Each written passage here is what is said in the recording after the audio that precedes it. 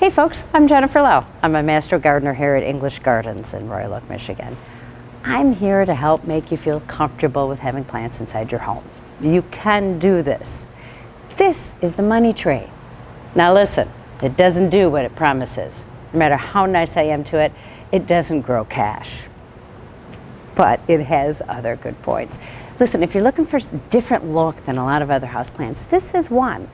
Personally, I don't need perfect symmetry, but sometimes these will put out a rather rogue shoot once in a while. So if you ever need to shape it up a bit, just bend it where the stem comes off of the main trunk. It is really useful to turn it regularly. Maybe every time you water, it helps to keep even leaf development with what part faces the sun. Giving it a good all-purpose fertilizer like Schultz once a month will help too. Do this spring through summer while it's actively growing.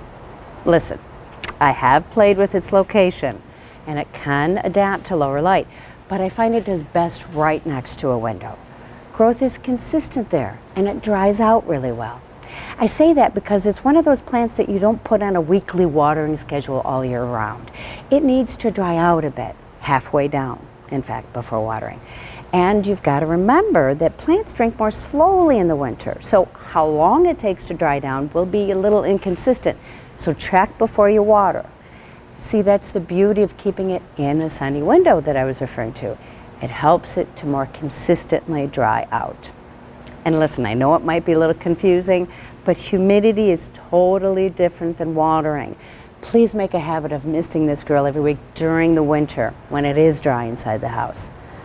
They like to stay in the same location, so if you move it, just know that they will drop a few leaves, but it'll soon recover. It doesn't take long. Hey, it's also completely pet safe, so I hope I've convinced you.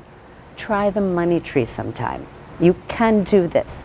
Go and make life beautiful.